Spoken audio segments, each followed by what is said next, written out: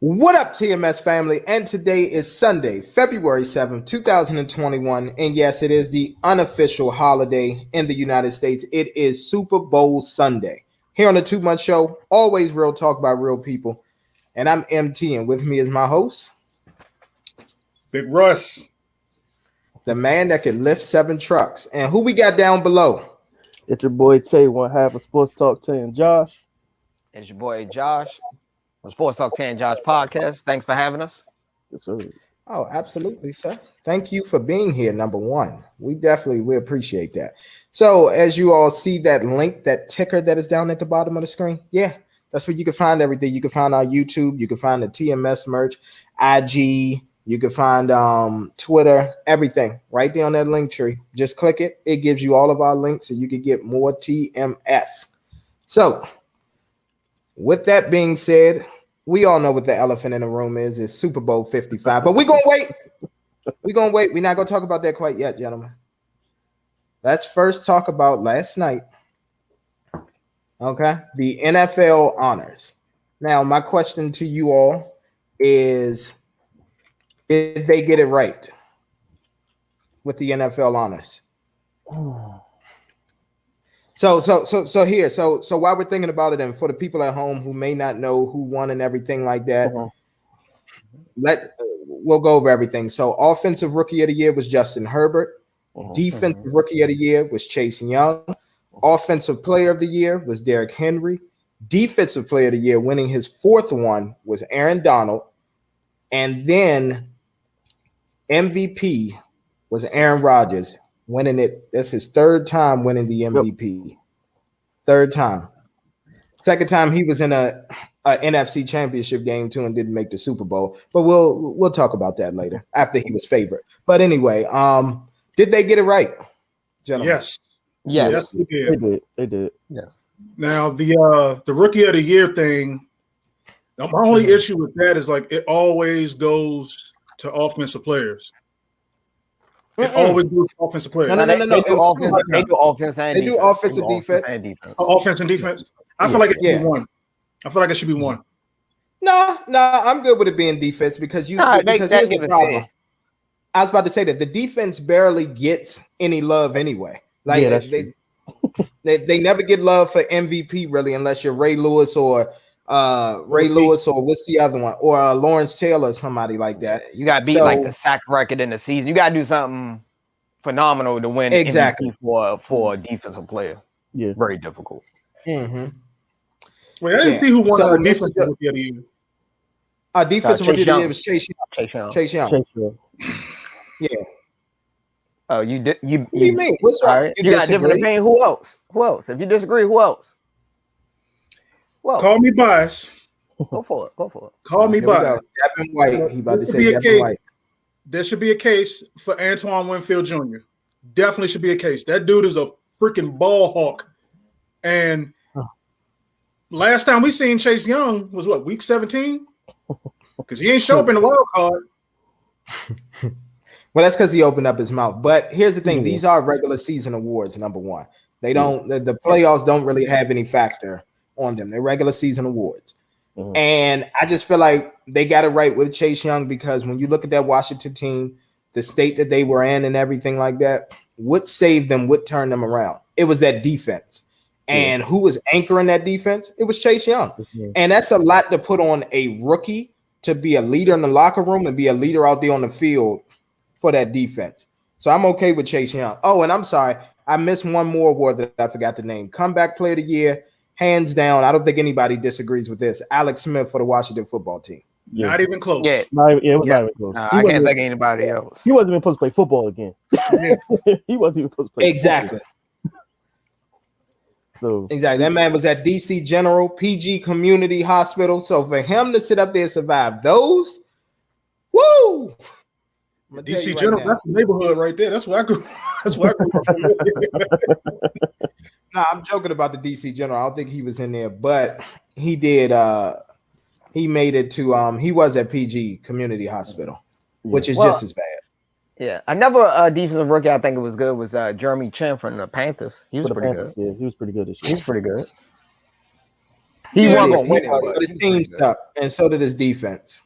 Yeah. No, but I'm talking about individually, he did pretty good for a rookie. He did He, great. he did good, but I'm gonna tell you right now, Big Russ, the Antoine Winfield thing, you make a case, but I'm gonna tell you right now, because of the dominant supporting cast that he had, you know what I'm saying? Like here's the thing: Chase Young put the Washington defense on the map.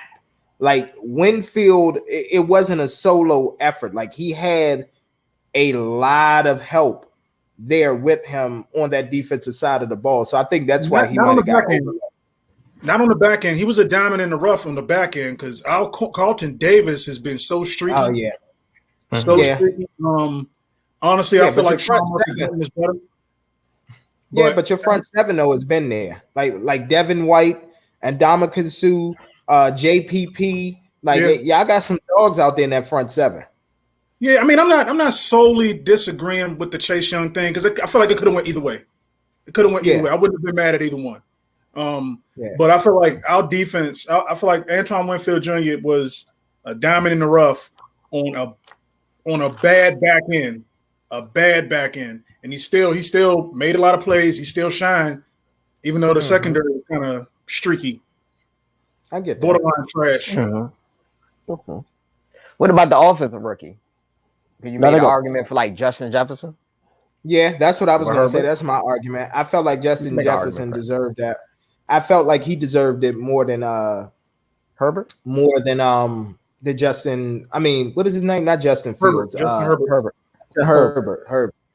Yeah, I felt like he deserved it a little bit more, man. You talking about 1,400 yards, breaking Randy Moss's rookie receiving record on the exact same team, having 10 touchdown receptions? Like, come on, man. How many touchdowns did Herbert throw? How many picks did he throw? He had the rookie. He got the rookie record. He had the rookie record. For what? For touchdowns? Yeah, for touchdowns. Yeah, that's why he won. I mean, he had a good season. Yeah, like he had 4,300 passing yards, 31 touchdowns, and 10 interceptions. That's very good stats. Yeah, he beat the rookie record for TD, so that's why he won. Quarterback's gonna get a leverage over a wide receiver. That's just the way it is. Oh, the absolutely, because it's the hierarchy. Yeah, because they always say that it's the toughest. They always say that it's the toughest, position to play. That's why they get paid the big bucks, which is true. When things go wrong, when things go wrong, people go ahead. Not to cut you off, I think it's more or less the reason why Herbert won it was because the low number of interceptions, not necessarily the rookie record for touchdowns. Because I feel like he could have broke that record, but if he would have thrown 30 interceptions like the other guy from last season, if he would have thrown 30 interceptions, then I mean Justin Jefferson would have won it. 20 interceptions, Justin Jefferson would have won it. So I think the fact that he protected the football better than most rookies. He got that honor. He got that leverage, that edge. And let's not forget, he wasn't even supposed to be starting that early. Like he was supposed to have been he wasn't this season. He wasn't even supposed to be playing that season. Yeah, what's his name ended up getting a punctured lung due to a shitty doctor. Exactly. And all of a sudden he had to be thrown in there. I'm like, like you literally sit there like, what the hell is going on? Yeah. I mean, just like that whole situation alone, like he went in the game 10 minutes, like he didn't know he was starting until like 10 minutes before kickoff. And still threw for 300 and something yards and like 3 TDs that game. Like with no preparation. So almost beat the Chiefs too. Yeah. Almost beat the Chiefs too. Yeah. And y'all forget he jumped out. They jumped out to a 21-0 lead on us. Yeah. Had me stressed. Yeah, he's gonna be nice. Yeah. He got potential. Yeah. That's what it was. 302. Yeah, that's what it was. 302 passing yards. It was September 20th. He had 311, 1 TD and just 1 pick. QB rating of 94. So he did pretty good. And they won. They low-key would have beat us if Austin Eckler wouldn't have gotten hurt. Yeah, they were just tearing us apart, man. Like, Chargers actually should have made the playoffs. They blew a lot of close games. They blew a lot of games. They should have been in the playoffs. They did. I mean, but that's the typical Chargers, though. That's just the Chargers. Like at the end of the day, that's the Chargers. But just to get to defensive player of the year, Mr. Jones brought up a good point. He said T.J. Watt was robbed. One of the things that I do like is this, man. I appreciate this new energy from the NFL. I like the competitiveness, the chippiness from the players, the trash talking, everything. And I like that everybody is just speaking what's on their mind and not trying to be political. It's actually starting to transition. If you notice, especially with like a lot of these contracts and the money being paid out, it's starting to transition to the NBA as far as money-wise is saying what you want, but still keeping that grittiness of the NFL of I don't like you. So like when I see you on the field, your ass better get ready because like I'm gonna put the moves on you, I'm gonna put a hurting on you. But JJ Watt basically came out and defended his brother, and he was like, look, TJ's not gonna say this. He was like, but other than one category, you're literally talking about my brother had more in every major statistical category than Aaron Donald, which is true. Yeah, he did have more stats. He definitely had more stats. Mm-hmm. Hold on, I'm about to look for that. Let me see where. Y'all know how I feel about Aaron Donald. Mm-hmm.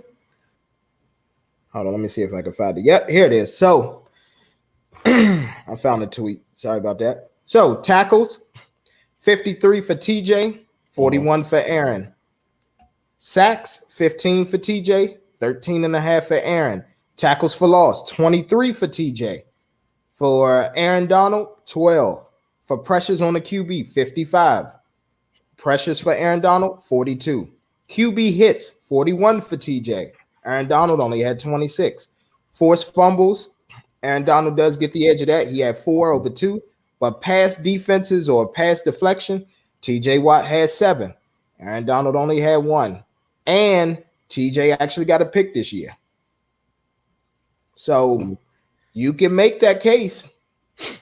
He was robbed. I actually thought TJ Watt was going to win it. That's what I thought. I thought TJ Watt was going to win it. But Darnold, he got the name, so and here's the kicker. And here's the kicker with this too. TJ actually played one less game than Aaron Donald. He played one less with those stats. Mm. Yeah, that was definitely a highway robbery. And I've told y'all, I've been watching Aaron Donald all season. The dude ain't been that good this season. He's been getting pinballed by O linemen all year long. No, he's still having I think he still had a good year. It wasn't better as his previous year, but he still had a great year for it was a down year for him for his standards. It was a down year. For his standards, it was a down year, but he still had a great season. Any defensive line would love to have those stats. Yeah, true. I mean, but I know his size. I'm telling you, his size is going to end up costing him in the long run because these linemen are getting bigger. It is. He just has to find a different. He just got to find a different way. That's all. He can't. What he was doing before, he can't continue to rely on that and be like, okay, it's all good. Like that's going to continue to work. He just has to. He's got to reinvent himself a little bit. That's all. Yeah, you got to work on your man has 4 of them. Yeah. I mean, add a little bit more finesse to his game. That's it. Add a little bit of wiggle room into his scheme and stuff like that. As you get older, you got to change your skill set a little. Yep. I feel like he'll be more effective as a defensive end. And here's why I say that. He's fast. He could bend the corner. Like I've seen him do it. He could bend the corner like a Derek Thomas. Well, not like Derek Thomas, but similar. And like a Von Miller. Had to name drop another Buccaneer. Go ahead. Well, no. I'm sorry. No, I'm thinking of Derek Brooks. Derek Thomas is Chiefs. I'm sorry. Chiefs, yeah, Derek Thomas. Yeah, that's Chiefs. So I feel like Aaron Donald can be more effective at defensive end. I play defensive end, and I'm only 5'8". When I was playing semi-pro, I played defensive end. Exactly, Mr. Jones. He said it. And Aaron Donald has Goatland. Okay. Absolutely. He does have Goatland. Don't get this guy on this Goatland right. Okay. TJ doesn't. He don't have nobody like Goatland on that squad. But anyway, go ahead, Mr. Ross. For real, that give him more reason for TJ Watt to get it because he had no corners. That's what I'm saying. That's why TJ deserved it even more. Yeah, but Aaron Donald, I think he'll be more effective at defense, and they should move him, in my opinion. I think they should move him. What he do for interior defensive lineman is impressive, though. Yeah. For him to be in the middle, yeah, he's good. For him to be in the middle. I mean, they can switch it up here and there. You know what I mean? I wouldn't mind seeing that because he has the speed and he has the leverage. Being 6'1", going up against an offensive tackle who was like 6'7", 6'8". He has a leverage advantage. He can get up under him easy. So I feel like he could be more effective as a defensive end than he would be as a tackle because he's just gonna be getting pinballed and pushed around in there if they double team him. Yeah, because I thought against that Packers game the Packers game, I thought they should have moved him outside because of his injuries. They should have moved him outside. Exactly, and like playing defense and end, it's less. You don't get beat up as much. Yeah. You don't get beat up as much. You don't take cheap shots. You take a cheap shot, but you won't get beat up as much. Yeah. So I feel like, you're right. They should have moved him. Yeah. But I wouldn't be surprised if they do. Yeah, I mean, get them on some of these non-blocking tight ends a few times. Yeah. And speaking of tight ends, man, the tight ends, you have a lot of them that still block, but I feel like the days of the big, thick tight end are over. Yeah, they done. Yeah, that's done. Like it died out with Jason Witten. It's over. So like you get more guys who are honestly it died out with Gronk. I mean, honestly, it died out with Gronk because Gronk is just a freak of nature. Gronk is thick as well. He's a freak of nature. But Gronk can block though. Yeah, Gronk can block. Him and O.J. Howard can block. So the days of the blocking tight end are dying because these guys are getting smaller. These tight ends are getting smaller. They're looking more like 90s possession receivers. You know what I mean? Pretty much. Tight ends are pretty much possession receivers in today's football in layman's terms. Yeah, put them right in the slot. That's all they do. Put them right in the slot. Let them run a slant or a post. That's they play right there. Mm-hmm. So you put an Aaron Donald against. So that's that. You put an Aaron Donald against one of these tiny little tight ends, and he'll run right through them. Probably. All right, so we're gonna shift gears. Okay. Again, y'all see the ticker down there at the bottom. That is how you can get all of your TMS additional content. Now, let's address the elephant in the room, y'all. Let's go ahead and talk about it. Super Bowl 55. Here we are with Kansas City coming to Tampa Bay. Tampa is the first. Tom Brady is the first NFL quarterback to host a Super Bowl in his home stadium. Yep. It's lovely. And hold on, just so we can so we have another perspective in this because it might be a tiebreaker depending on what the picks are. We have Vanessa guys. On here. Good morning. Hey, welcome. Hey. Morning. How are you? Another day, another something. I can't think of the saying right now. So just give me a minute. We'll be okay. No worries. Go ahead. You gather yourself. So before we even get into that, y'all, let's just talk about, first of all, keys to victories for both teams. And Josh, I'll let you all lead that off. All right. Okay. My keys. You want to go? Go ahead, bro. My bad. No, you go ahead. For sure. All right. My keys will be defense, because at the end of the day, somebody gonna have to make that stop. And I think this might gonna have to be that game where whoever gets over 100 yards rushing is going to win the game. Whoever gets over 100. I think those are my two keys. Okay, so you think the running game? Yep. Okay, that's a good take. Well, I think if Tampa want to win, they're going to have to have more ball control. So pretty much have the most possession and try not to give Pat Mahomes too much time to come back, to do one of those miracle comeback wins like he did last year. So I say, like I agree with Tate, whoever control running the ball probably going to win this game. Because they're about even. They're about even big offensively, defensively. I feel like we're not going to be able to stop the Chiefs. That's impossible. Impossible. But you can slow them down. The best way we could do, the best way for us to slow them down, we did this in the second half when we met earlier this season. The best way we can slow them down is we got to get to Patrick Mahomes. We got to drop We got to drop most of our guys in coverage, rush 3, and be able to get pressure on that dude. And we got to do what we got to do. That's the only easier said than done. hands. Wish it was that easy. I mean, it's not going to be easy. It's not going to be easy at all. But we're going to have to get pressure on Patrick Mahomes because that's the only way we can slow him down. You cut the head off the snake, the body will fall. Okay. All right. So for me, a couple things for both sides. Number one, for Tampa, do not try to get into a shootout with the Chiefs. They are to me, the most explosive offense in the NFL. You do not want to get into a shootout. Brady, put your pride to the side, put together good methodical drives. If Patrick Mahomes and them go down there and scoring 2 to 3 big chunk plays, don't try to go out there and go for the long ball and try to do the same. If it's there, then take it. If it's not, that's fine. Run the ball. You have to run the ball. You have to. You got to get Ronald Jones involved. You got to get Leonard Fournette involved.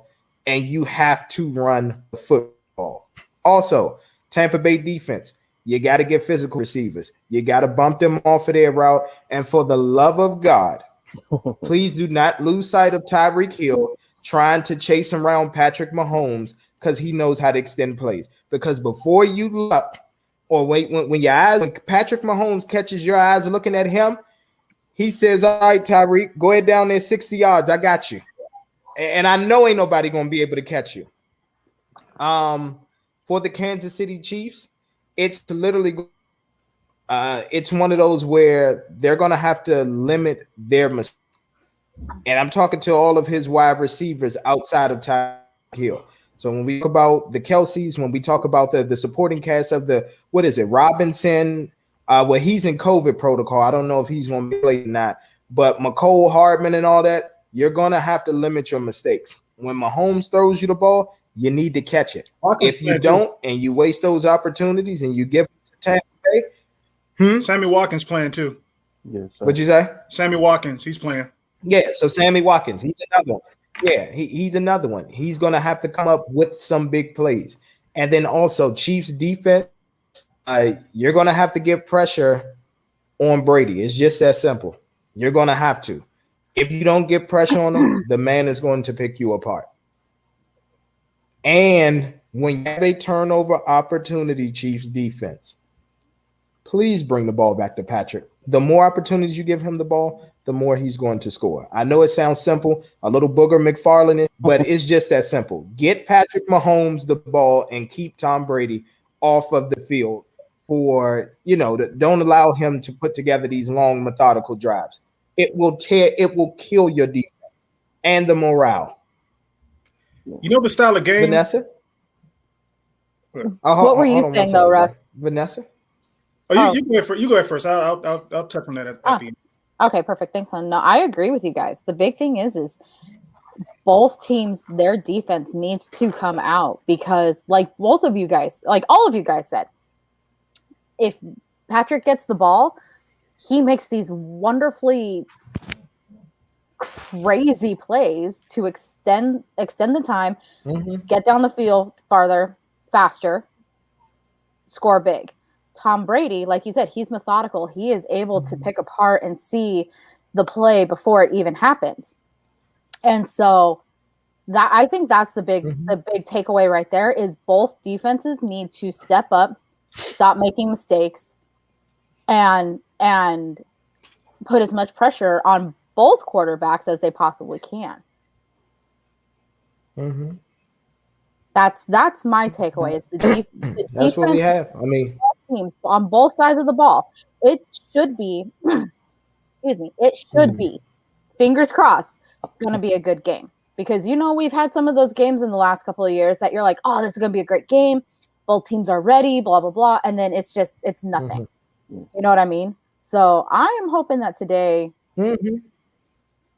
going to be a good game. Well, honestly, I think this will be the Super Bowls that we will ever witness. Like I said, that's why I titled the show The Perfect Storm. You know what I mean? Like, this is the Super Bowl that everybody wanted to see. Like, when they were sitting up here, Mahomes got hurt, So that means, Buffalo. If Mahomes can't play, then Buffalo's gonna go to the Super Bowl and all. I told people nobody wants to see the damn Buffalo Bills in the Super Bowl, but Buffalo Bills fans. Come on, man, don't say it like that. If it was Buffalo, say it like that, man. Yeah, nobody, Buffalo need this, man. Sir. If the Buffalo Bills made it to the Super Bowl, I would have been at work. Sir, I would have, and listen, Griselda's having a great year, but if the Buffalo Bills in the Super Bowl, I would have been at work, working extra time, and just check Sports Center at home. Man, you're disrespectful, man. There is no way. Man, you capping. He still would have been watching the Super Bowl. Don't lie. You've been watching that break, eating your mayonnaise sandwich. I would not. I would not have. Listen, the only Super Bowl that I wanted to see outside of Bucks and Chiefs would have been Chiefs and Packers. That is it. If there was a Bucks-Bills Super Bowl, I would not have watched it. I literally just would have told everybody, congratulate Tom Brady on his 7th ring now. Everyone have a great day. That is what I would have told the people. Okay? I'm sorry. Buffalo Griselda had a wonderful 2020, and your team had a wonderful 2020. But I didn't want to see that shit. I didn't. I refused to see that shit. I refused. Yeah. Oh, another key to victory that I was going to say. Are you telling me? Hold on. Let me ask you. Are you all telling me you would have been happy to watch a Bills versus Packers Super Bowl? Is that what you all are telling me? I still would have watched it. I still would have watched it. It's the Super Bowl. I'm going to play the typical female card. I'm here for the commercials and the halftime show. I don't even care. Yeah, the weekend would definitely be the exactly like this. I am here for the halftime show. No, I still would have watched the Super Bowl if it was the Bills and the Packers. And honestly, Tay, I like what you said, and actually that's a double entendre too. It's a double entendre. But I'm gonna tell you right now, you check Instagram and you see who was out there Super Bowl weekend. That's it. Oh, that would have been the best thing about the Super Bowl, the weekend.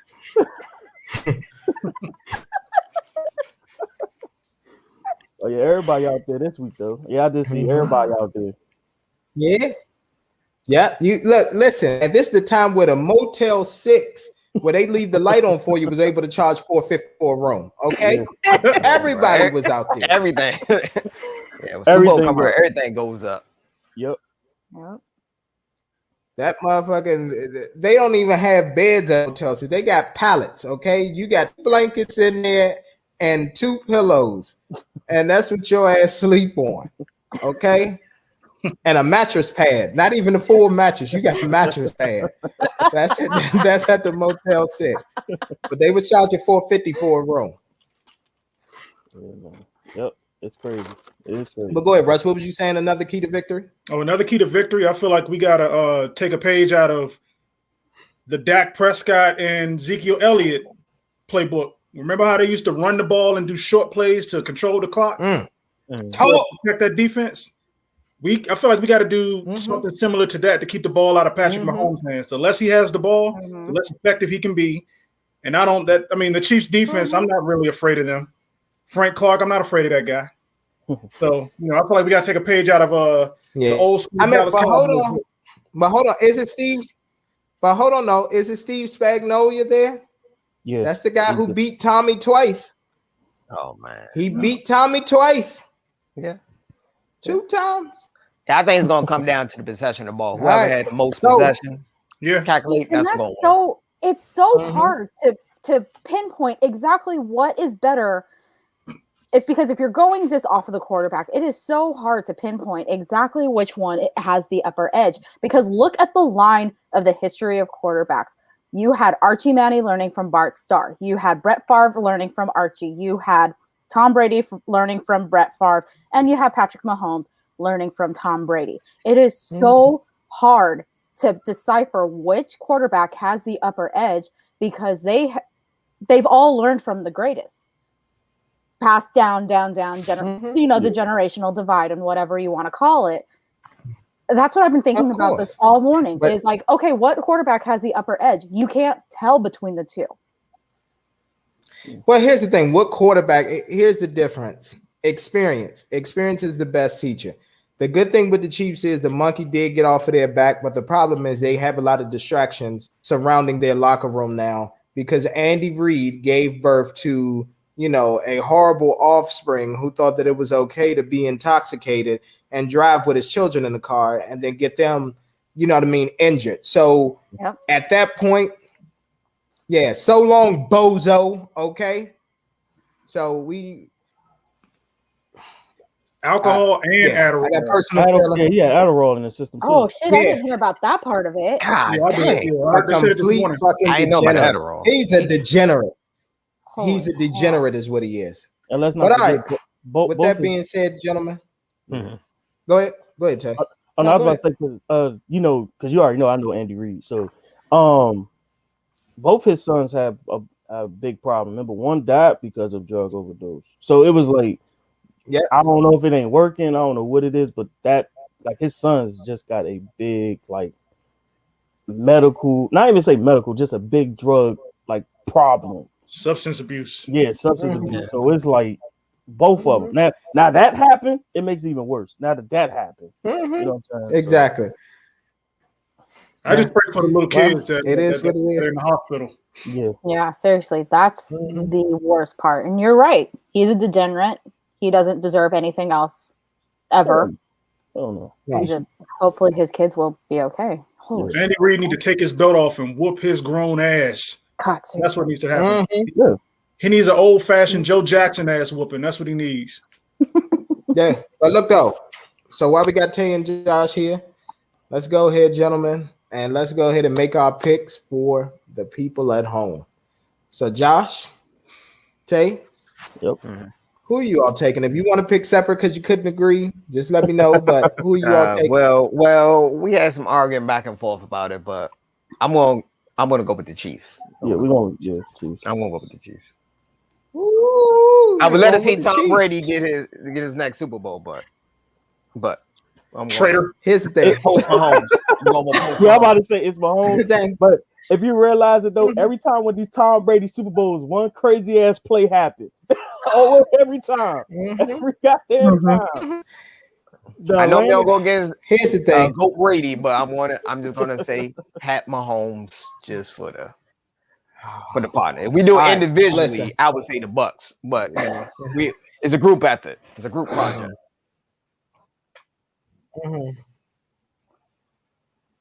Okay. Because what they got Kansas City by 3, right? So Kansas City by 3. All right. So here we go. So you have the Holy Trinity. Oh my God, this guy. And then you have the Holy Quadrinity. Okay. Speak. There's God. There's Jesus Christ. There's the Holy Spirit. And then there's Tom Brady. Okay. The Quadrinity.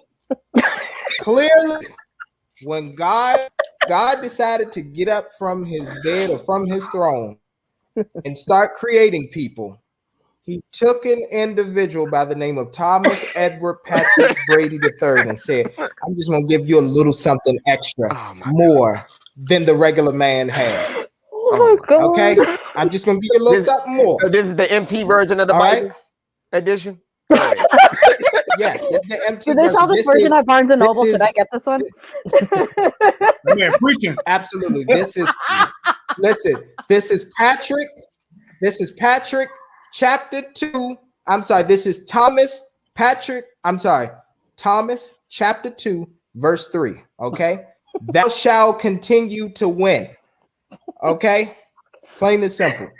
I told you all off the air. There are 2 things that I have witnessed in my life that have been absolutely amazing. Well, 3. Number 1, childbirth.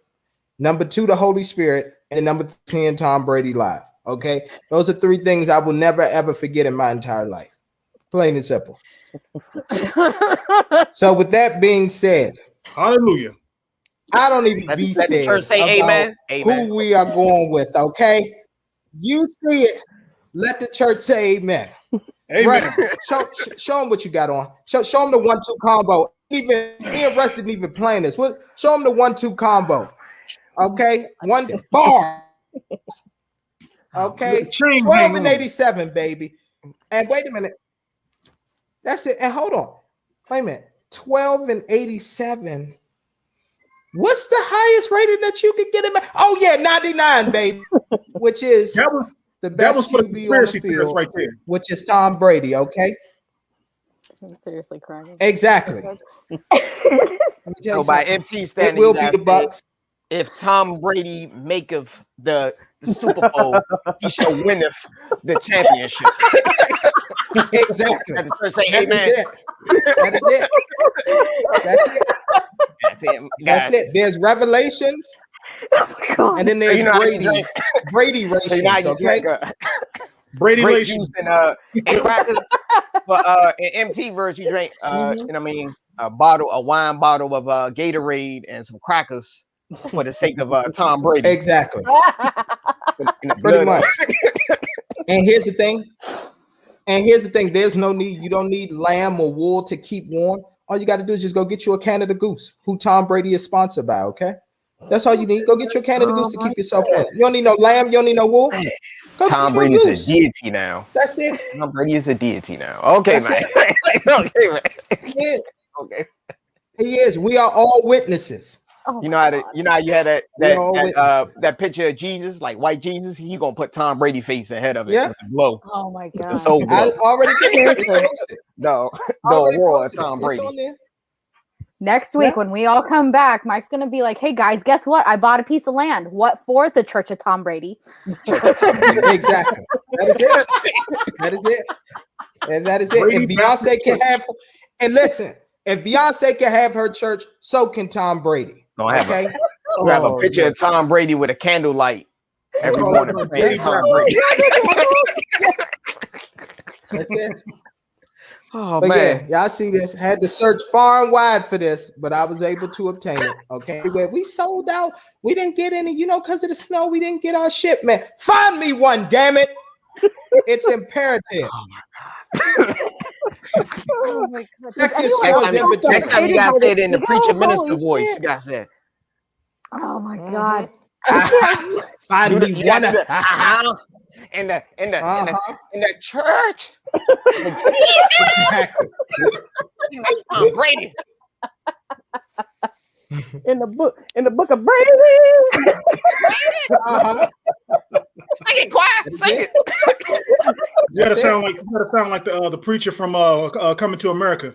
Oh, that boy good. That boy good. That boy good. That's it. And Vanessa. And sexual chocolate would be the choir director. Yeah, MT, we're gonna get you some help. Mr. Jones, he said we're gonna get you therapy, bro. We're gonna get you a therapy. That's fine. Get me some. We're gonna do an intervention for you, man. You need some help. Is it either LeBron hating? Tom Brady is Jesus. Tom Brady is God. No, I didn't say he is God. I say he's a part of God. He's a part of that Trinity, which is now got God on speed dial, right? Okay, he got God on speed dial. Exactly. He does. He's already called him. And hold on. Here's what I want to add to, but before we get to Vanessa's pick, it's another thing that I want to add to out of all of this is, did you all know that throughout the playoffs, Tom Brady's parents were battling COVID? No, I didn't know that. Yeah, I know. Wow. Yeah, both of them had tested positive for COVID, and his parents are older. So literally, you have a man with all of that on his shoulders and still going to the Super Bowl. The Super Bowl. That's impressive. Mm-hmm. That's very impressive. I mean, they're healed now. They're good now. The reports are they're healed. They're good now. But both of his parents were battling COVID. That entire time. Yeah. Exactly. Mm-hmm. That's again. There's only one person, who get through something like that: God, Jesus, Holy Spirit, and then hell, there's Thomas. But go ahead, Vanessa. What's your pick? Hey, Vanessa, it's hard to come out after that. I know. I can't follow that up. Shit, man. Oh my God. So Mr. Jones made his pick. He said Jesus and cleats. Yep, Jesus and cleats. Mr. Jones said Jesus and yep. So we know who that is. Oh my God! I swear to God. After hearing all of your compelling antidotes there, Mike, I would have to say, it just kind of like pains me to have to say this. I'm gonna have to say I think the Bucks are gonna take it. Tampa Bay is gonna pull out the miracle, and they're gonna win. Mm-hmm. Tampa should win. They got the home field advantage. They should. They have home field advantage. Well, we can't fire the cannons. Home field advantage. They won't let us fire the cannons if we score. Mm-hmm. Turn the cannons off on us. Yeah, that is true. Haters. Yeah. Haters. And hold on. And here's what I want to say as well before Tay and Josh, before you all go, a couple things. First off, salute to Mr. Jones. Taking care of a personal matter. You know what I'm saying? We wish him all the best. You know what I'm saying? While he's taking care of that, sir. We love you, my brother. Yes, sir. And never cease to amaze me, man, because Mr. Jones is always trying to elevate the show and everything like that. So he actually gave me, a lot of these ideas to throw out here, for the show, bring the people on and everything like that, and have Big Russ as like co-host. And yeah, we hope that you are enjoying this episode. We really do.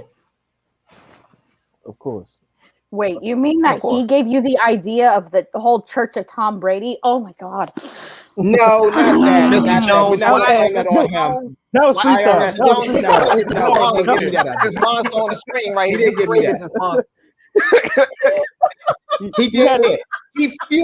He fueled that idea is what he did. What he did was he saw it. Listen, here's what happened. There was a cigarette that was lit, and Mr. Jones either could have poured water onto the gasoline, and he grabbed the gasoline can and poured it all over it and said, "Make a fire."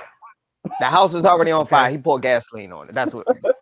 You can see someone right there with a little fire and a little bit of lighter fluid and just go, "Have fun." Pew, pew, pew. And you just see it go. Why he outside swinging on the swing set, looking at the fire, just burning down the house. He's minding his business. Mm-hmm. Oh, look at that fire. Church of Tom Brady. Yeah. Hey, look, we about to bring somebody else on. Yeah. So we about to bring somebody else on. Tay, Josh, we appreciate you all. Where can the people find you? Thanks for having us. Sports Talk Tay and Josh podcast is available on Spotify, YouTube, Apple Podcasts. We do weekly podcasts, and today we are dropping a new YouTube video.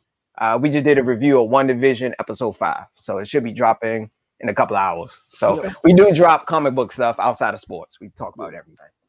Can I just say after that last episode? Oh my God! Yes. All right. I feel better now. Thanks, guys. No problem. All right. Thanks for having us. Thanks for having us. No problem. Thank you. All right. And actually, due to their reviews and everything, I've actually decided to get into WandaVision. The first episode I was like, but I'm actually starting to like it. Oh, it's all gonna right. get better. Big Russ, we Yes, got sir. your favorite homie on here. Hold on, Sosa. Hold on. We just waiting for your picture to appear. You hear us, Sosa? Are you okay? There he is. There he is. This guy, this freaking guy right here. I'm good. Is my reception? Am I bad? What's that? A little bit. Hold on. We can hear you, but we can't hear you. Then we can hear you. All right. Is that? Nah, you good. I can hear you. Okay. Oh, I'm good. It's fine. Take your time, sir. Yep, you good. Oh, we good now. So We are definitely good now. I'm coming back to the camera in a second. No worries. But I mean, I think you guys already know my pick. I'm sick of this. No, we don't. What is it? And What is it? Trader. Let's go. That's what I'm talking about. He's rocking with us. He's rocking with us. He's got his Patriots. Even I'm. I mean, it's about time I come to your senses, my brother. Welcome. Exactly. Hold on. Dude, that threw me for a loop. Yeah. I was not expecting that. Exactly. But what you say, Sosa? I let bygones be bygones. I let him go do his thing. He's gonna come back, sign his day contract, and retire with us. So why am I mad? Mm-hmm. See, I'm proud of you, Sosa. I really am. This is growth. I'm proud of you. I might shed a tear, man. Yeah. I will say that they need to start fast and hold the lead. Yep. Mm-hmm. They got to put the pressure on to deliver. Tom cannot do what he did 2 weeks ago. Those interceptions cannot happen. And Cheetah and Kelsey, it's just the big playability is just unmatched. I've never seen anything like it. Maybe since the greatest show on turf, right? And they Yep. could just score quick, quick, quick. So when you're saying those methodical drives, they have to convert because if Tom Yeah. eats up 6-7 minutes in a drive and they come away with a field goal, and then Kansas City comes down and scores in a minute, that hurts. You got to go. It They got to does. be nearly perfect. So, Kansas City again. Of course, turnover battle. But what they need to do is no mistakes. Patrick Mahomes needs to play perfect. Also, Tampa Bay secondary is not that good, so that's a kind of weak point. So we'll see what's going to happen with that. But Mahomes needs to use his feet. He's going to have to use his feet, get out of the pocket. Two people got COVID on the offensive line, right? If I'm not mistaken, or one? It was one. It was the backup center. Yeah, their backup center. One. Oh, the And then backup Eric center? Fisher, Oh, he's all right. out. I thought he was a starter. He's out for the All year. right, so okay, so he's going to have to extend the plays with his feet, but Tom needs to be perfect. No interceptions, and Tom Brady's going to throw a pick six. Okay. So, well, here's what. at least one Go ahead. interception. I feel it. He always does it. No, go ahead.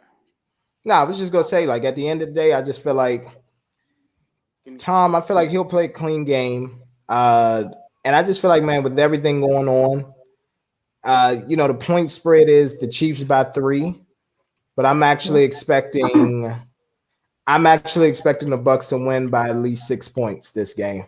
I just think that it's just one of those games where it will be close first half. Second half, third quarter, things will be very interesting to keep the people. And then fourth quarter, somehow, some way, the Chiefs will unravel. And when they do, the Buccaneers are going to capitalize on it. So I have the Bucks winning by at least 6 points. I think. Let me get cool before I give you my prediction. See this? My victory cigar right here. You're gonna be smoking on that Patrick Mahomes pack. That's it. Game. That patty pack, baby. That patty pack. We're gonna be smoking on that patty pack. But on a serious note, we're gonna have to control the clock. You can't stop the Chiefs. You cannot stop the Chiefs. The best way to slow them down is to keep the ball out of their hands. So we got to control the clock. We got to capitalize every time we're in the red zone. We can't win this game with field goals. So we're going to have to match them offensively when we do the ball. As far as our secondary, we're going to have to get pressure on Patrick Mahomes without blitzing, without sending the house at him. We're going to have to drop a whole bunch of people in coverage. And I feel like that's the best way we can. It's the best way we can at least slow them down. We won't stop them, but that's the best way we can slow them down. And like you said, get to the red zone. The Chiefs' red zone defense hasn't been the best at all. No. So as long as I was going to say the Patriots. Oh my God! As long as the Buccaneers can get to the red zone, they will have that chance to put their defense on their ass. That's the big thing. That's a big takeaway right there too. Like I told you all, Tampa Bay will win this next year. NFC Championship game will be Tampa Bay and LA, and then we'll go from there. But if Tom says that he's playing past 45, he's 43 over the offseason. He will be 44. That means that he's playing for at least 2 more years. Mm-hmm. And like I told people, for the 2 out of the next 3 years, you can expect this man to be in the Super Bowl. Here's number 1. So you could pick either next year he'll be in it or the year after he'll be back in it. But I'm gonna tell you right now, his final season with the Buccaneers, that team will be in the Super Bowl. If whether they win it or not, that still is remain to be seen depending on who the opponent is. But I'm taking Tom Brady 10 times out of 10. I appreciate Patrick Mahomes. He is the young goat in training, but sit down, young grasshopper, okay? You about to learn something today. You about to learn something. We'll win this game. I think we'll win this game. It'll be high scoring, man. I'm going to say 44-40. It is 44-40. Okay, I got 44-38 Buccaneers. Yeah, I think it's going to be Buccaneers from, and Big start Russ to finish. Okay. And Big Russ, here's what I will say to you, sir. First of all, I owe you an apology, and I owe what is his name? I think Corey, who you had on the show, because we were literally sitting there like, man, this ain't gonna be no high scoring game. And then Buccaneers, they was just out there like scoring. No. It was not you. It was Fat Boy who we had on here, and it ended up being a high scoring game. So if you calling this a high scoring game, I think it will be. Like I said, this will be a Super Bowl for the ages that we all will remember. But ultimately, who will be hoisting that trophy? I got his jersey on, man. Look for him to be Super Bowl MVP. 12 and 87. That's 99, baby. All right. And thank you, Mr. Sosa, sir. Okay. You used logic today. You used your facts. We appreciate you. It's okay. Listen, get mad at Kraft. Rub and tug Kraft is what I call went the other way. Okay? Rub and tug Kraft, okay? I don't want to live if in he a just country gave where Tom, there can't get a rub and tug. That's what I'm saying. I mean, here's the thing: it's nothing wrong with what he did. There's nothing wrong with it, especially. I mean, he paid for it, so hey, you get what you pay for. But at the end of the day, you can't. Come on now, you have to admit, as a Patriots fan, it was a little disgusting. Tom's last season in there, like the only wide receiver, the only bright spot of that offense besides Tom Brady was Antonio Brown, and you go and cut him before the league can even hand any type of discipline. Come on, man. If they had kept him, they would have been. You all would have got past the Titans. You probably would have been in the AFC Championship facing the Chiefs. Bill Belichick. I disagree. I think they had to cut him loose, and then that's a myth too, because we also had Josh Gordon who got hurt, who did really, really well, and then we also went out and got Mohamed Sanu. Sanu was not the answer. He didn't do really, really well. He was average. He was average. Sanu was average with you. I mean, his first 2 games, I think he had like 20 catches for like $180 or something like that. He was doing great.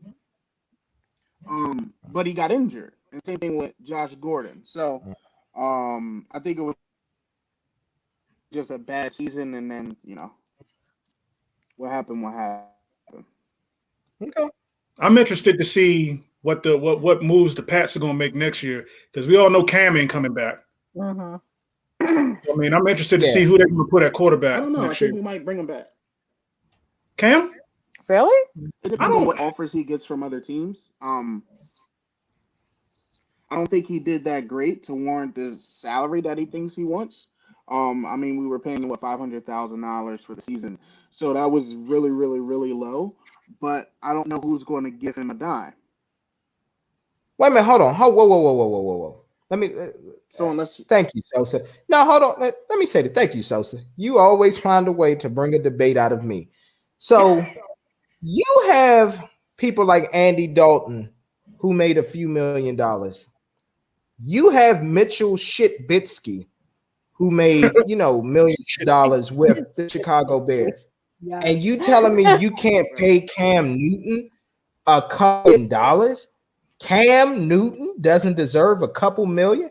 I get that. Here's the thing. He had a horrible season, but so did the quarterbacks that I just named. They didn't want their salary. If anything, I'm okay with all of them getting $500,000 each. But if you tell me you're gonna pay those guys millions of dollars and still give Cam 500,000, that's bull. That's BS.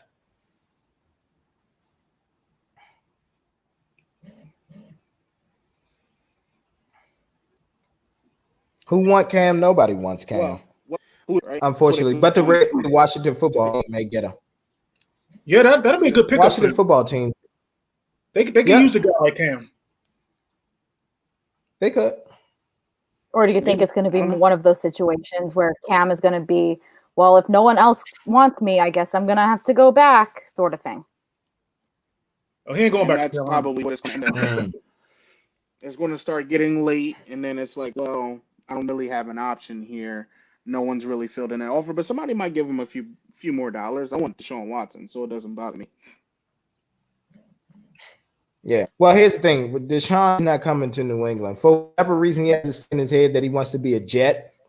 That's the weirdest fucking thing in the world, because you are literally talking about a franchise who has one Super Bowl to their name. And back in the 1960s, when the mob was basically running sports and sports betting, and he wants to go to the Jets, it just doesn't make sense. Actually, you know what? It does make a little bit of sense. This is one of those, it's all about my brand. It's all about my marketing, things like that. So that's what it is. He'll be on the big New York billboards. He'll be downtown in Manhattan. You know, when you're in Secaucus, New Jersey and everything, and you cross over the bridge and everything, you'll see a Deshaun Watson poster. That's what he wants. He wants the star power. That's what he wants. He wants to build his brand, which is fine. But that just tells me that you don't want to win Super Bowls. You're taking the Carmelo Anthony route at this point. And Russ, you know what I'm saying? I seen you try and flex. You know what I'm saying? That's why I got this size jersey. You know what I'm saying? So I can flex my little muscles too. Okay? All right? I've been working out too, Russ. But I don't even think that's a thing anymore. All right? All of that. I think because of the internet. All right. Nah, not even gonna try. Would you say so? Not even gonna fucking try. Any market is a large market, so I don't understand him fighting to business when you can create a brand and talent. Oh, for him. Well, here's the thing too. He's thinking maybe low expectations, so he doesn't have to perform. Yeah. Who knows? That's what I'm saying. And like, here's the thing. Like, I get it. Like, the Texans organization isn't the best, but like Houston is like you were saying about big markets. Houston is another good market where you could expand your brand and everything down there. I'm sure he's linked up with, the James Hardens and the little babies and, because they've been down there living there and everything. I'm sure he's linked up with them. So if you want to expand your brand, you can still do the same thing in Houston. I just don't understand coming to New York. But again, I just think that it's literally all about his brand, and that's what I think it is. I heard he wanted to go to Miami too. Well, here's the thing. I'm okay with him going to Miami. Miami just came off of a 10-6 season. So him replacing Tua and being the starter, sir, you have a good defense. They could probably get you maybe one more receiver and a decent running back, and then you can actually make some noise, make the playoffs, and be able to do something. You can't do anything in New York. There's nothing there with the Jets. I'd rather him go to the Giants than the Jets. Well, the Dolphins would be stupid to pursue. They'll be stupid to pursue Deshaun Watson because it's not that'll be fixing something that ain't even broken. They won 10 games. Mm-hmm. They're going to continue to get better. So I mean, Deshaun Watson need to go to San Francisco or something like that. Go out there. Yeah, well, Tay just hit on it. San Francisco is the best bet. But now what we're hearing, and thank you, salute to Aaron Parker for helping me realize this. But there was rumors that the 49ers are in trade talks with the Vikings. And I was like, why the hell would you trade Jimmy G and all those picks to bring Kirk Cousins over? He was like, hey, remember Kirk was over there with Kyle Shanahan in Washington. They have that rapport. So Shanahan knows the system. Kirk Cousins knows the system, so he could come fit right in and just start slinging the ball, which is true. It would be I'm actually okay with that one. Exactly. That's what you would probably see. Yeah, and you would probably see a ROI immediately. You just would. You'd be back in the playoff hunt again if you brought Kirk Cousins there. Yeah, they got a lot. They got a lot of good pieces out there, and I always felt like Kirk Cousins. He gets a bad rap, and I don't understand why. The dude. He put up some of the best numbers in Washington that they've ever seen. He's put up some great numbers in Washington, and for him to go to Minnesota, they go to the NFC Championship, and he still gets a bad rap. I feel like Kirk Cousins, he gets unfairly criticized, and I feel like he can shut everybody up. That's one of the guys I root for. I feel like he can shut everybody up if he goes to San Francisco. Yeah. But you got to remember, that's a tough division. You talking about a division where literally you got 3 teams that have the potential to make the playoffs every season. Yeah. Murderer's Row. LA, it is Murderer's Row. You got LA, San Fran, and Seattle in that division. That's a tough division, man. Tough. That might be the toughest division in football, period. It definitely is by far. It is. Mm-hmm. Those are the games that everyone looks forward to because those are the big games. Mm-hmm. That's exactly it. Mm-hmm. And then those teams in that division, they beat each other up so much when they played non-divisional games, they can hang with just about anybody. Like the Cardinals beat the Bills. Like the Cardinals, they were the worst team. No, the 49ers were the worst team in the division. But even the 49ers can go out there and push a top 5 team in the league to the limit. Like those guys are just that division is just, you don't want to see that division. Not at all. No, and like you said, the Cardinals, we don't, out here in Arizona, we don't call them the cardiac Cardinals for nothing. But no, you're right. They can play the big teams on the East Coast in the East Coast. But as soon as they come home and they're in their own division, they freaking choke every single time. Oh, yeah. Oh, no, they beat each other up. Seattle, here's what happened. LA will like this past season. LA choked in the regular season to win the division, and Seattle ended up winning it. So what happened then? The LA had to go to Seattle to play them, ended up beating them in a wild card round. They do. They just beat up on each other. Yeah, NFC West, that's thank you, Josh. It's the toughest division to me. The only other division I could say was possibly tougher, but it's not because what's the name fell off, Carolina, and Christian McCaffrey wasn't able to do what he does, was the NFC South. Because when you got Brady and Breeze there, that's tough as well. But there's 2 teams though. You got the Saints and the Bucks. The rest of them, the Falcons, they choked. I've never seen a franchise choke as much as they have in one season. For the love of God. Oh my goodness. I watched those. I'm like, how does that happen? But anyway, and then the Panthers, I knew I wasn't expecting them to do too much this season, even with Teddy Bridgewater at quarterback. Mm-hmm. So I feel like we might be no. The AFC North is probably the second toughest division in football because they got 3 good teams in that division. Cleveland, Baltimore. Oh yeah, and Pittsburgh. Yeah, I forgot about them. Yeah, you're right. They had 3 teams that made the playoffs as well. Mm-hmm. No, they did. You're right. They had 3 teams that made the playoffs. But I think the reason why you're giving it to the NFC West is because they've been able to sustain that for multiple years. Yeah. You know what I mean? Like this is the first year that the AFC North has had 3 teams. The first time in many years where the AFC North has had 3 teams in the playoffs. Whereas this is a normal occurrence out here. Yeah, it's normal. LA, San Francisco, and Seattle. And about the AFC, one can make an argument that The Bengals probably would have been a little bit better had their quarterback not gotten Joe hurt. Burrow. Yeah, Joe Burrow didn't get hurt. Oh, yeah. absolutely. I think they would have been a 5 or 6 win team. They probably would have went 6 or 10. They would have been a tough 6-win team. They wouldn't I have been. forgot about that. Yeah. Yeah, I mean, and here's another thing too. Like, when you look at these teams, like, I think another reason why that people forgot about the AFC North as well, Russ, is when you look at what happened to like a team like the Pittsburgh Steelers, how they went 11-0, and then what did they go like 2 no, they went 1-4 their last 5 games. Like, it was bad. Like, their fall off was horrible.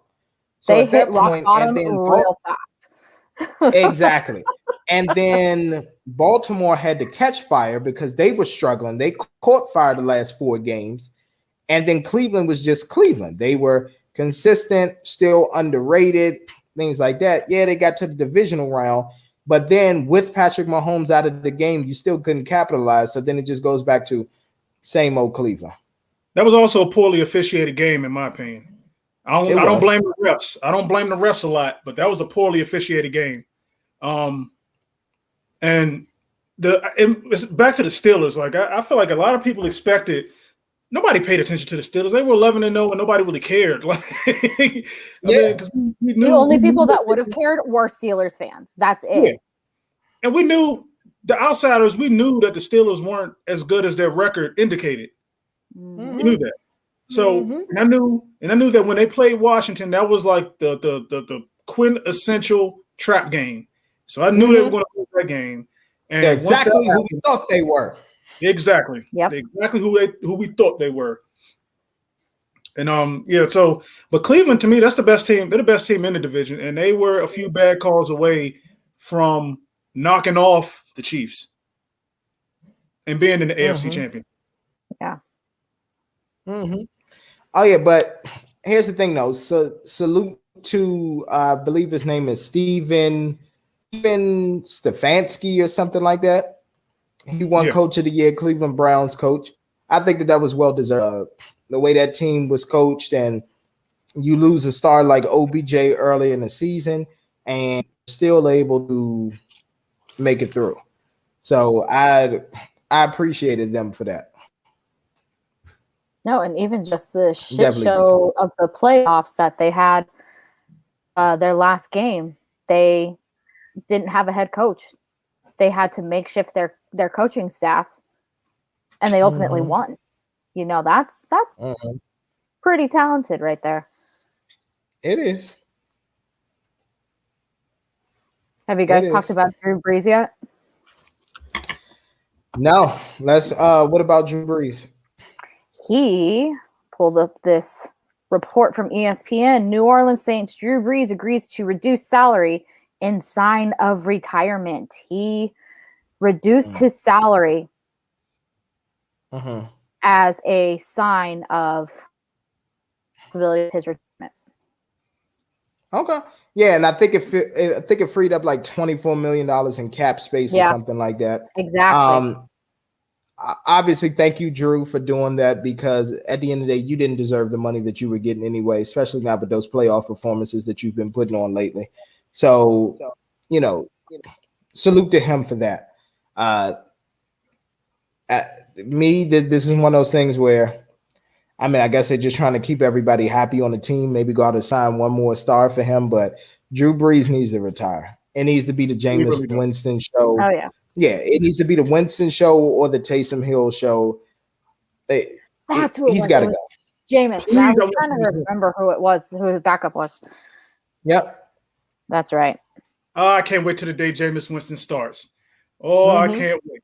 Because it's the same old Jameis. I don't understand how, Saint fans, they were roasting us last season, right? And as soon as they signed Jameis Winston is all of a sudden the savior or the successor when Drew Brees retired. I'm like, it's the same old Jameis. The same old the poor decision making, the big arm. Please start him, because then we'll see every year. And here's what I want to say. This may be an unpopular opinion. So for the people who are listening, hey, it is what it is. I just got to say this. I'm like, here's the thing, because I read a lot of posts. I'm in a lot of these groups. I get tired of the, black QBs don't get their fair shake, this and that. Yes, I get it. It is Black History Month. Black QBs are sometimes on a shorter leash, but you have to understand the game. And it is okay to run, but you also need to have a pass first mentality. What I mean by that is stop dropping back and looking to run and go through your mechanics. If you want to look at successful Black QBs, you can look at your Warren Moons. You can look at your Russell Wilsons. Those gentlemen, even Byron Leftwich to a certain extent, he had a couple good years as a QB as well. They drop back. They look to pass. If you don't see anything after going through your progressions, then you run. But this dropping back and just saying, you know what, I'm just looking to take off. No. Patrick Mahomes, he's another one. I'm going to go through my progression. And what Patrick does, what I love is he keeps his eyes down the field. Same with Russell Wilson. You can use your legs, but use them in a way to get over on the opposing, because the defenses are automatically looking for you to run. That's why they put spies. That's why they do the contained defense. Mm-hmm. So if I'm able to fake out the safety and the DN, the DN, and they come running at me, but I know I got a receiver downfield, I don't need to try to spin or make a juke move. I'm literally just going to throw the ball right over the top and then boom, drop it right in there. Russell Wilson literally does it with Tyler Lockett all the time. All the time. It works. It works. It is. When it's go ahead. One thing that separates Patrick Mahomes from the rest of the group, Patrick Mahomes, he'll drop back, he'll go through his reads, but nobody looks off defenders better than Patrick Mahomes. Yes. He could be looking to his left and no look pass to the right to the receiver coming on the right side. Yeah, he's perfect at that. Mm-hmm. With that little sidearm release there. Oh, I love when that happens. Yeah. Well, Aaron Rodgers threw. Well, Aaron Rodgers threw him a little shade with that. He was like, "Oh yeah, Patrick Mahomes, he started the sidearm because Aaron has done it. Rich Gannon has done it. You had other quarterbacks in the past. Brett has done it, but it's just one of those where I get it. Like sometimes people are prisoner of the moments and it gets frustrating, but at the same time, don't throw no shade to that young man because guess what? He's been to more Super Bowls in his short career than you've been in your entire 10 plus career. So 10 plus year career. Don't throw any shade at him. Huh? Good Lord, man. Tell Aaron Rodgers why you mad, man. Good Lord. I'm just saying. It is what it is. Aaron Rodgers, let me tell you why I'm mad at you. That's exactly what's going to happen right now. It is what it is. Oh my goodness. You know what's crazy? So I use this background. First Take used it. But if you really look at it, who is the trophy's hands in? Is it Brady or is it Mahomes? Oh my goodness. It looks like it's in Brady's hands. Oh, I can't wait. Oh my gosh. I can't wait. Now it's gonna be a hell of a Super Bowl. But all right, man, let's change gears, everyone. We can go into the NBA. So we can talk about the NBA right now. First off, did y'all see the bullshit that happened with Kevin Durant this week with COVID and everything like that? The hashtag free me. Yeah. Going on right now. Yeah. So here's what happened. He tested positive. They didn't start him, but then they allowed him to go in and play for 19 minutes. Then after 19 minutes of playing, it's the second half, they yank him and say, oh, due to your test results, you can't play. So I'm just confused. You allow him to sit on the bench knowing that he possibly has COVID or has COVID.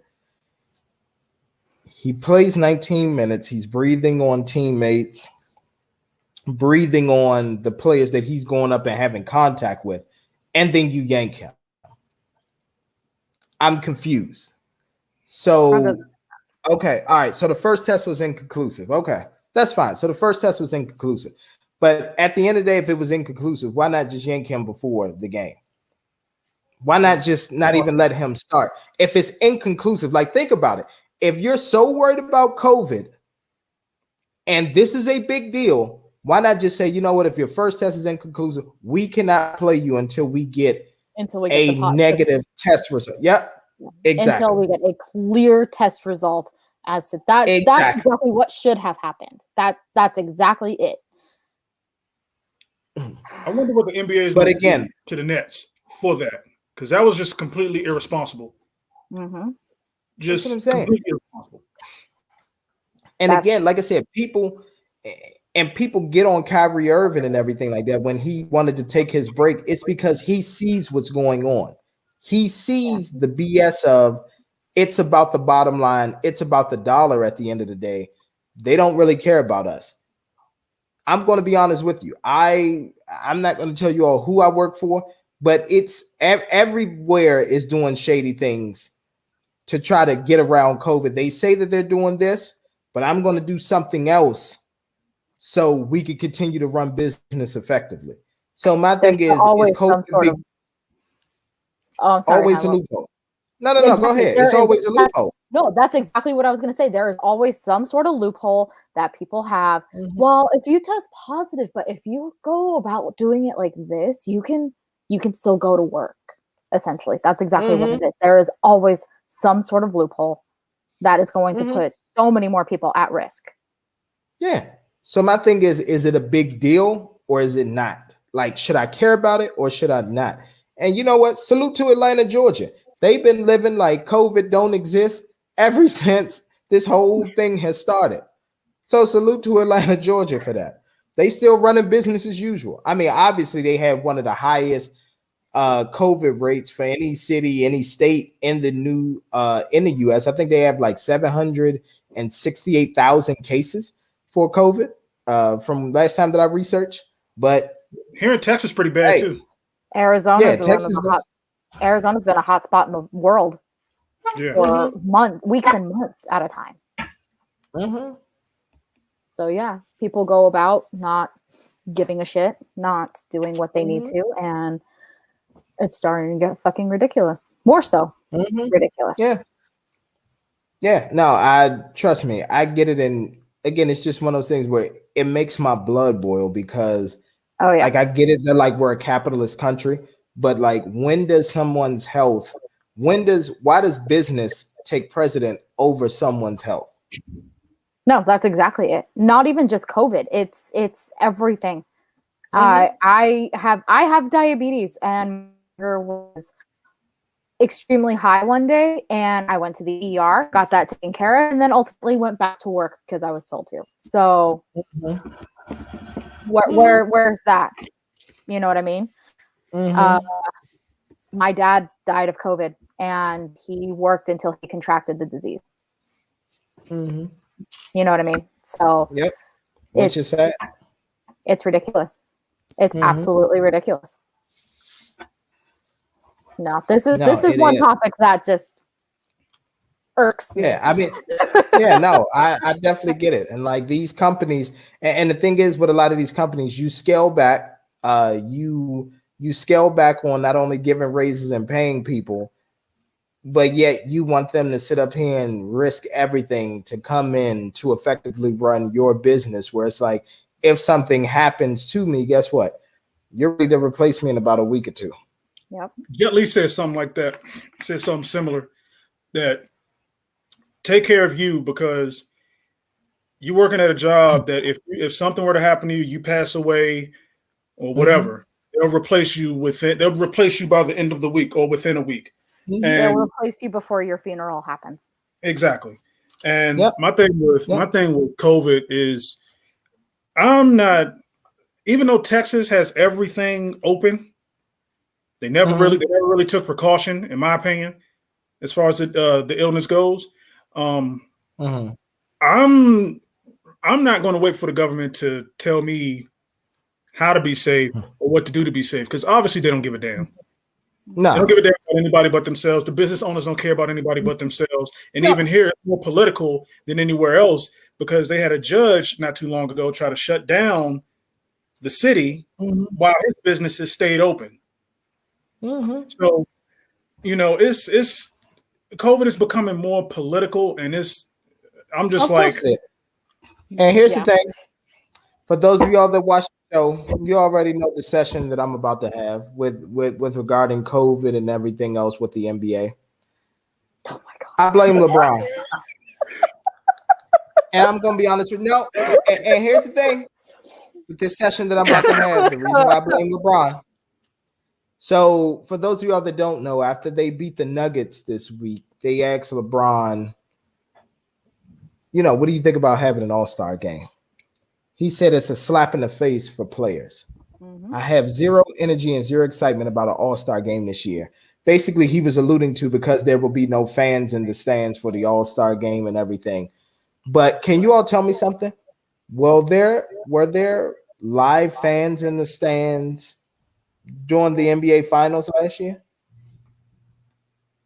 In the bubble? I think they had their families. Their families had to quarantine, and they were only allowed their immediate family. I know the WNBA did, and I think the NBA did as well. I don't remember the NBA having any live fans there. I know they had families in the bubble because they had kids going to school, but and like I said, I know the WNBA had fans, just families. That's it, not actual fans, but families. Yeah. But I'm not 100% sure about the NBA. But here's my issue. So last year, when you were winning your NBA championship, when you were in position, because remember all the players that walked off the field, they got tired. It was the Black Lives Matter thing. It was the unfair treatment of being in the bubble. Players were getting sick and tired. You went out there, you act like you care because you put out a tweet, but then you sit up there and told the players and everything in a players only meeting, oh, we need to finish this. We need to finish what we started. But now, because we're in, some NBA do allow fans. However, Tay, I think where the All-Star game is being held, they're not going to allow fans in it. Now, all of a sudden, it's a problem because there are no fans that are being allowed. So which one is it, LeBron? And this is why I call him a fake activist. It's either you all in or you're not. When it benefits you, it's okay to not have any fans. We could keep pushing forward because the Lakers are in a prime position to win a championship.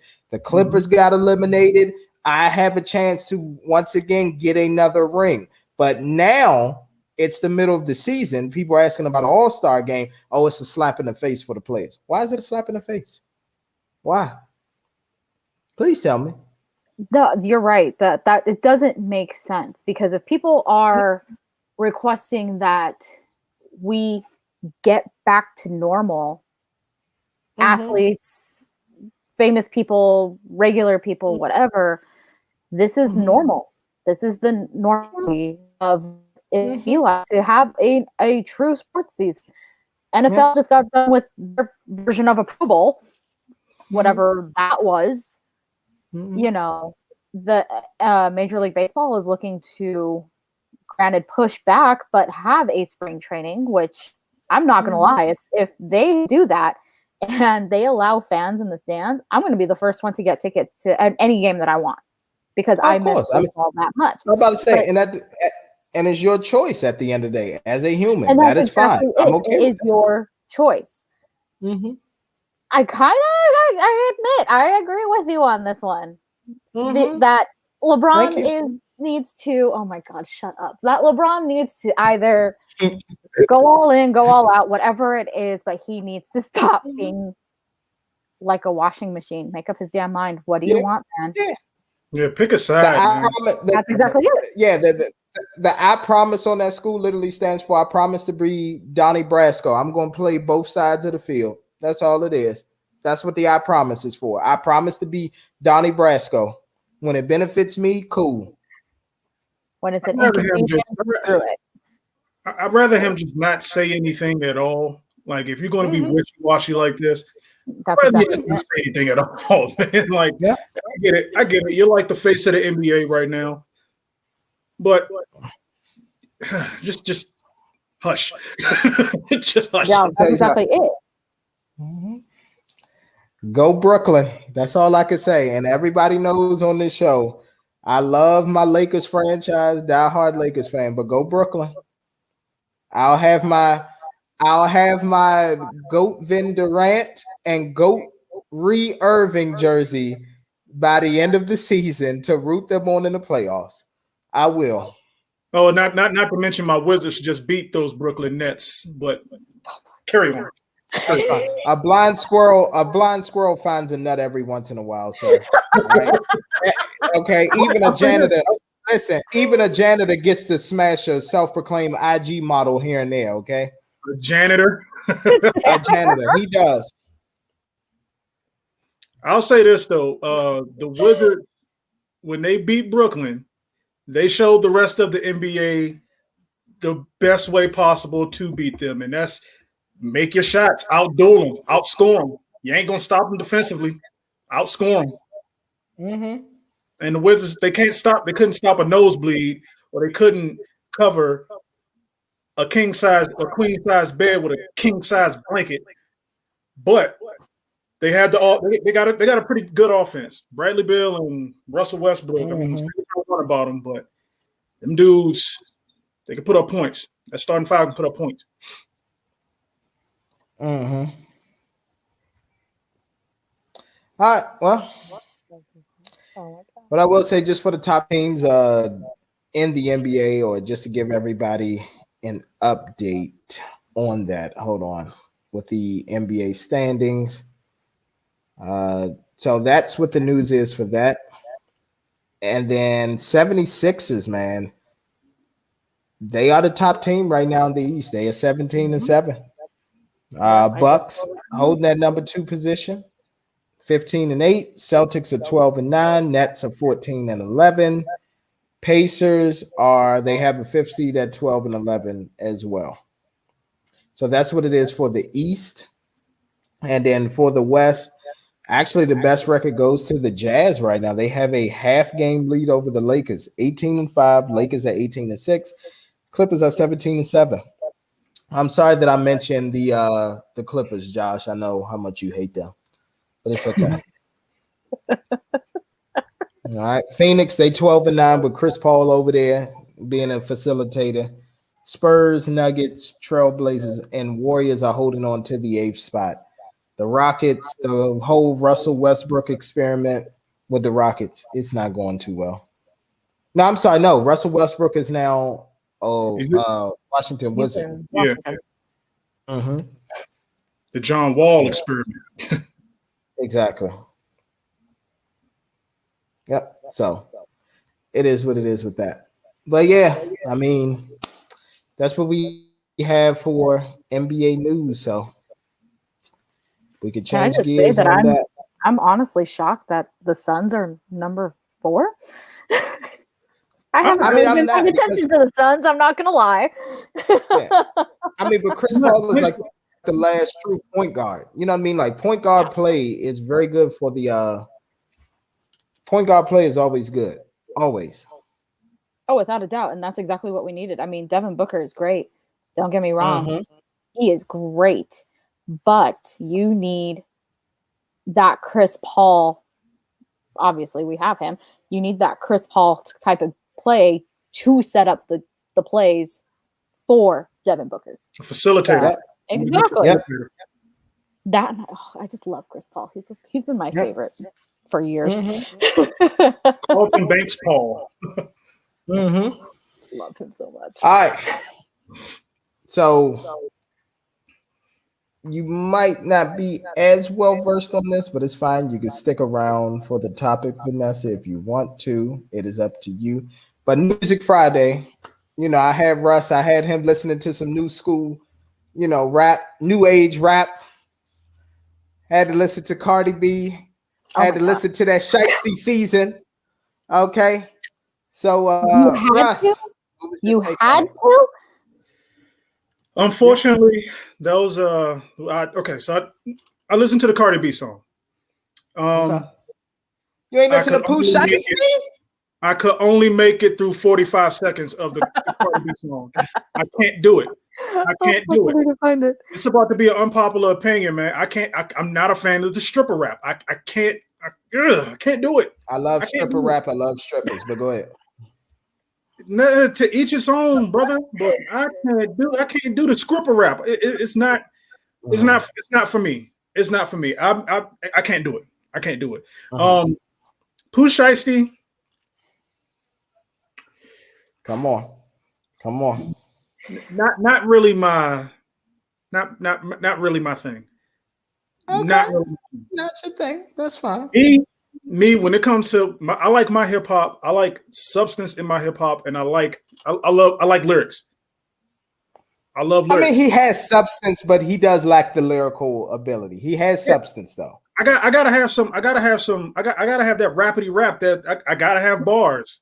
I have to have bars. Yeah, the rapidy rap shit. I gotta have rap. I like that. I gotta have it. So like, my thing is like, if it ain't Griselda, it don't matter. Okay. Hi, son. Okay. As I'm with me, my phone looking it up right now, I'm like, ooh, rapidy rap. It's okay.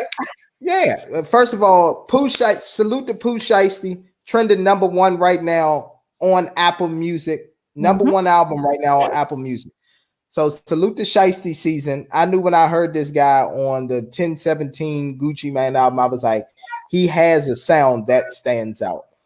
His production is fire. The only knock that I have is I get tired of rappers, and I put out a message about this. Rappers, please, when you do a song with Pooh Shiesty, you don't need to constantly add in the line, oh, Pooh is my homie, but I'm really shiesty. I know y'all not shit. I know y'all ain't shit. I know you not. I know you try to get over on people anytime that you can. I mean, anytime that you can. I posted a response to that. That line right there is becoming the new it's getting ugly as like Sam Cassell line or like Sam I Cassell. Like it's starting to become that. Like I'm tired of it. We heard it I heard it 4 different times listening to that album. I'm tired of it. I'm gonna be honest. I'm tired. And don't you hate that? Don't you hate that? Like when they constantly recycle the same weak punchlines that become even weaker when you hear them. Like this new rap. This new rap being driven into the ground. That's what that is. But nonetheless, it is Shiesty season, man. It's fire. Okay. And I'm gonna be honest with you. Like I said, I dig the album. It's a decent album. Cardi B song, the visuals for that video were definitely great. She had literally the complete package in there. Ass shaking, Leslie action, like everything. It was wonderful. Okay. Wonderful. It was wonderful. The song is starting to grow on me. You know, it's up and it's up and it's up. You know what I'm saying? I feel like a little bit more radio spin, people really start to like jam out to it. Can we just hear some bars from her? Like, does it have to be? Like, sir, here's the thing though. But this is what you got to give Cardi. But this is what you got to give Cardi her credit for. She lives in her truth, and that's what I like about her. There are a lot of celebrities. Yeah, there are a lot of celebrities who don't like to talk about their past life. They don't like to talk about. Cardi lives in her truth because that's what you can't use it on her at that point. She will tell you, I was a stripper. I was out here being a hoe, sucking dick for money, whatever else to pay for my studio time. I was tricking, robbing dudes, doing all of that. She will tell you that in her songs, in her interviews. She lives in her truth. I have no issues with that. I can respect that. That's true. That is true. That is very true. I can respect that because she does what a lot of people are afraid to do. A lot of people are afraid of being judged or what people think about other people's perception of them. And I can respect the fact that, she lives in her truth. She don't care what nobody thinks. That's what I like about her. I like that about her more than I like her damn music. I'd rather hear an interview from Cardi B as opposed to a song from Cardi B. And Cardi B it makes my IQ drop. Like what's more impressive about real fast? What's more impressive about Cardi B, like you said, living in her truth, is the fact that she is a woman. she's going to be judged a hell of a lot more than if a man were to say the same damn thing. And the thing is, she doesn't care what people think, and that's what I like about her. That's my whole woman empowerment thing right there. Exactly. And like, here's the thing. People sat up there, they tried to fat shame her and all that. You know, like after she had her baby, oh, Cardi, you gained weight. You ain't taking sexy pictures. Cardi went out there, got a sexy little bikini that was designer, put on some heels and was like, yep. She was like, so my butt is still intact. I still got my titties. I still got my hips. However, I do have a stomach. But guess what? I'm about to get lipo, bitch. I'm going to be right back to where I was. Like, that's the kind of stuff like I can appreciate. She telling you. I gained weight from the baby, but guess what? I'm gonna be right back to the person that y'all love because I got the money to go and get surgery. You don't, so you deal with that. She is unapologetically herself, and that's the one thing. One thing I admire about her. One thing I admire about her. So I don't care. Like it makes you not even care that she did this in the past, or she had like 3 million bodies in the past. I don't care about none of that because she's unapologetically herself, and you gotta respect it. You gotta respect it. She's bringing the stigma that is placed upon women and being, slut shame. She's bringing it out to the forefront and being like, "You want to slut shame me? Fine, I will tell you the truth." And that is as a person that lives. I've never been slut shamed. I've never, knock on wood, I've never had that happen to me. But I've been talked about being a woman, about not losing weight after babies, about not looking the prettiest, whatever. The fact that I can see someone else taking that and just being like, you know what, fuck you, makes me feel a whole lot better about that. It's encouraging. It truly is. But we just gonna leave on a high note right there. It is encouraging. We appreciate everybody. And Big Russ, here's what we're gonna do, man. We're gonna encourage everybody to root for them Bucks today, baby. TB12. Okay, Gronk. You see my turnover chain? You see my turnover chain? That's it. That's it. God damn it. I should have said the Chiefs just to spite you guys. God damn it. I missed that opportunity. Nope, you make the right point. Exactly. You looking up to us for a reason, all right? I'm MT signing off, and with me my co-host. Big Russ, lift 7 trucks, go Bucks. Oh my God. And then down below. Oh, guys, it's your girl V. Thank you. Oh my God. I swear to God, if the Bucks win today, I'm never going to hear the fucking end of it. Well, you got a point. You got a point because I'm talking my shit. Absolutely. All week. You better block me. You better block me. Oh God. Yeah, y'all might have to block me or kick me out the group, man, because I'm gonna be talking my shit.